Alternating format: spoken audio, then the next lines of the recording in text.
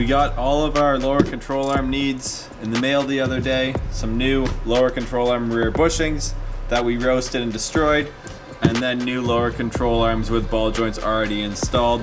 Melee HDs, these things are top notch. I've had no problems with these. I ran them for about 5 years on the car and only had one failure from these. Our last race weekend where we had all those ball joint failures, and that was mostly just because we went off track and we caused significant impacts to the system.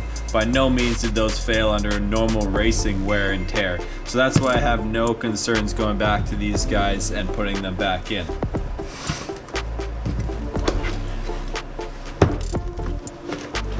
So we got ourselves a new set. These lovely guys. One for each side. And they are a poly bush on the inside, so they're definitely nice and stiff, and it's not something like regular stock OE that's gonna have a lot of compliance in play. So those will be good for us to go back to. No complaints or concerns there. They always love to give you a little bit of a grease pack, and we'll use that.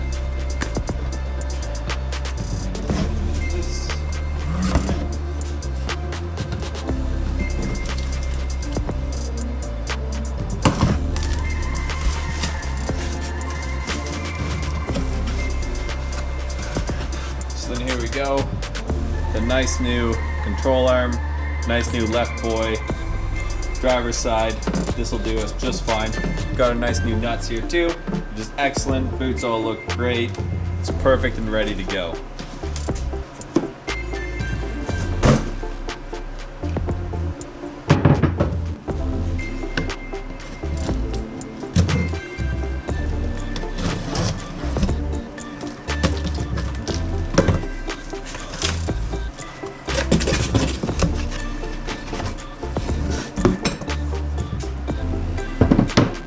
So on all of these parts, something nice that they do for you is they do put little indicators. So we got a little left hand in here. We got a little left hand on the control arm. So that way we know those two guys go together. And the same thing on this side. We got a little right marking there.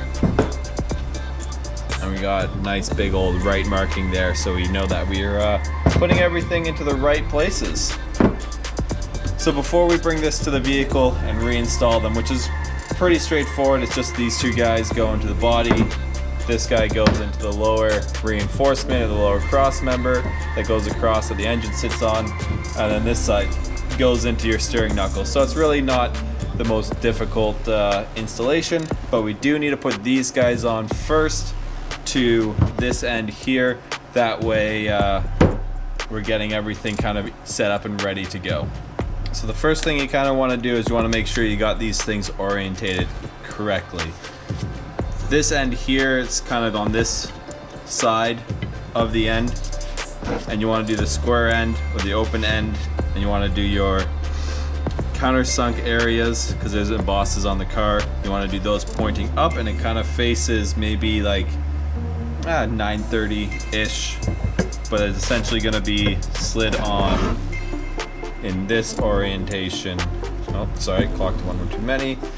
Roughly in this orientation here on your part.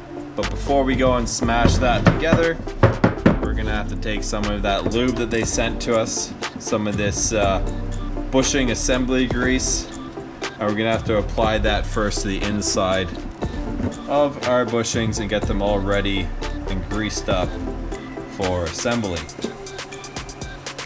Highly suggest wearing gloves for this stuff. Gets around everywhere, you get all slippy and gross and greasy. Then you have to clean yourself off, so this way you just make everything nice with the glove. Stays off your fingers, keeps the mess to a minimum. Just make sure everything's all nice and greased. Now we don't want that to touch anything, so I'm gonna hang that over the side. But I'm gonna get the left-hand side ready at the same time. Minimize some of this prep work for the next time. Now we're gonna throw some on this side.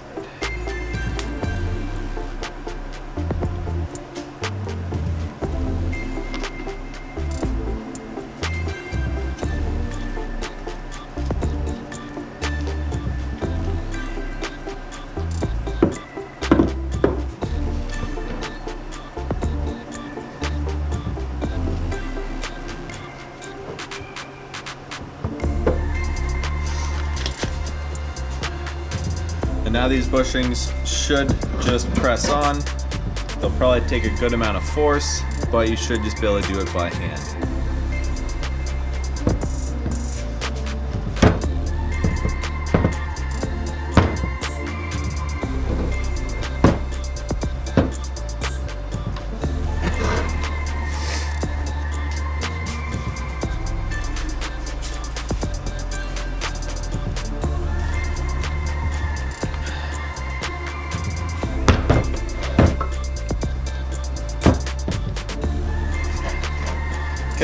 One side prepped.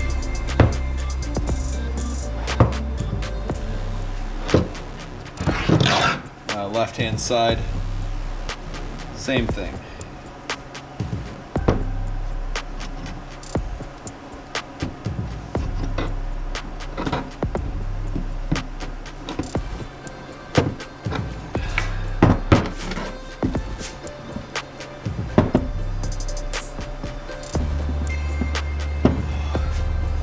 This one's putting up a bit more of a fight.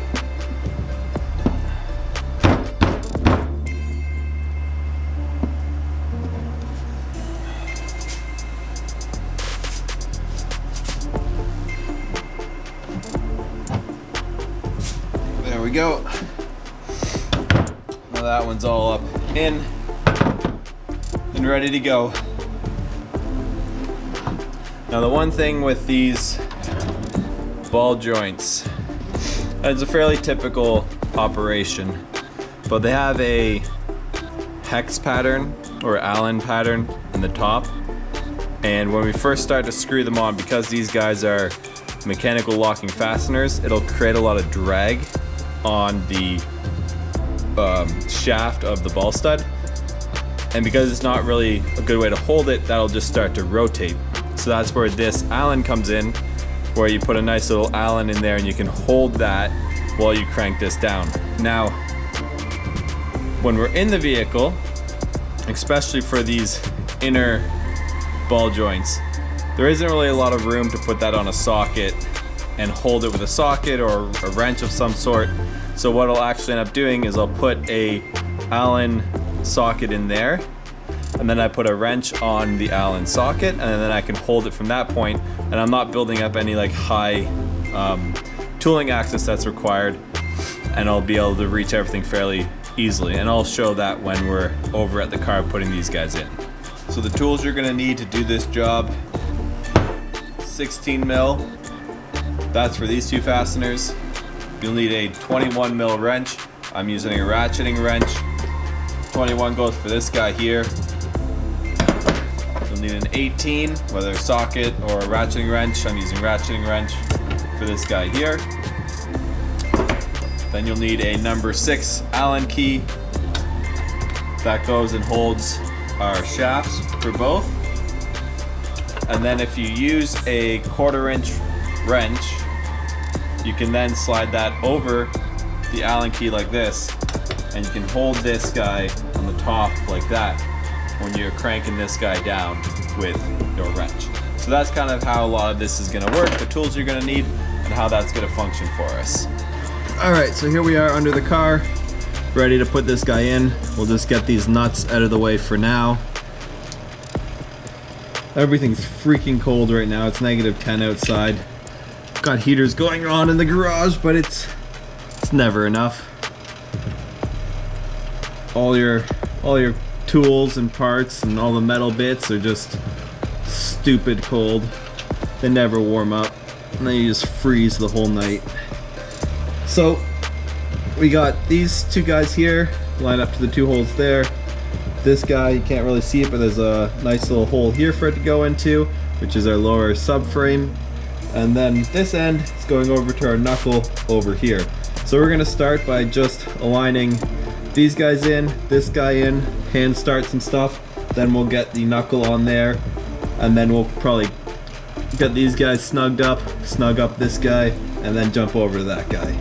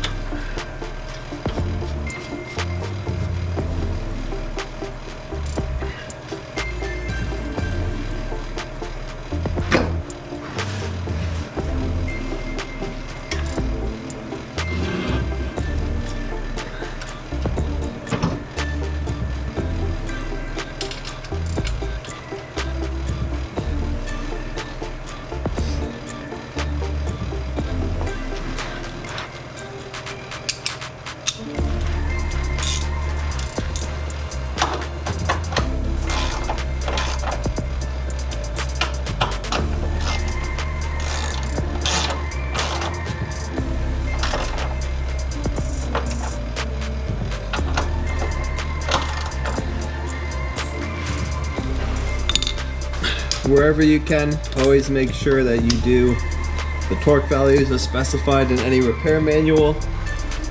These particular ones are 44 foot-pounds.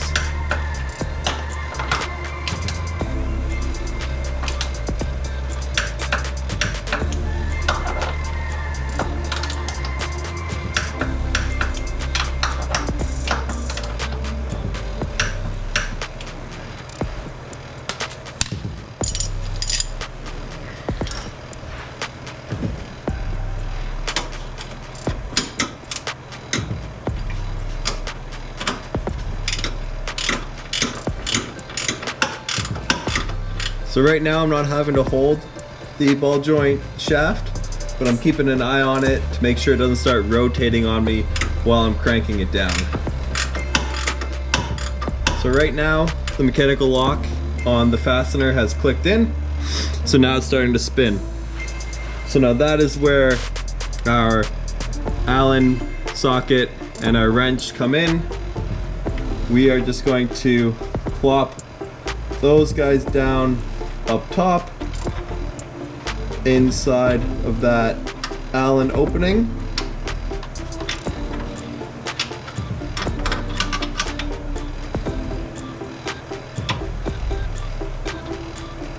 All right, and now it's gonna hold it, but we're just gonna take advantage and we're gonna rotate it around so that way it rests up against the body or the frame, and then that's gonna hold it so we don't have to worry about doing it manually ourselves and getting too many hands in there and just not being able to reach.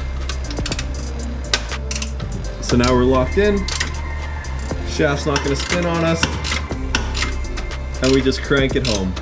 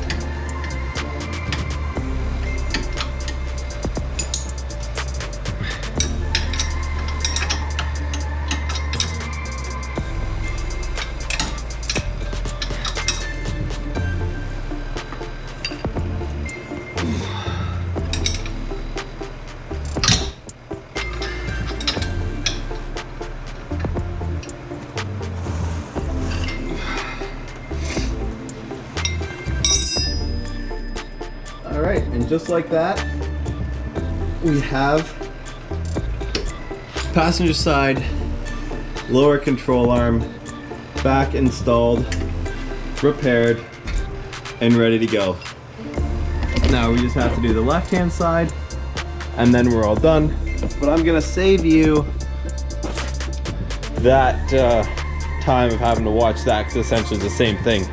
The only thing I will say or close out with is this, as you can see, is not exactly deep enough in there. So if you don't get this all the way in, you can't line up these two holes here. So the end of this almost has to protrude from here. So I gotta do a little bit more massaging there to get that guy to line up. But just like that, once that's done, repeat the process. Left-hand side is in, and we've repaired one thing on our broken race car.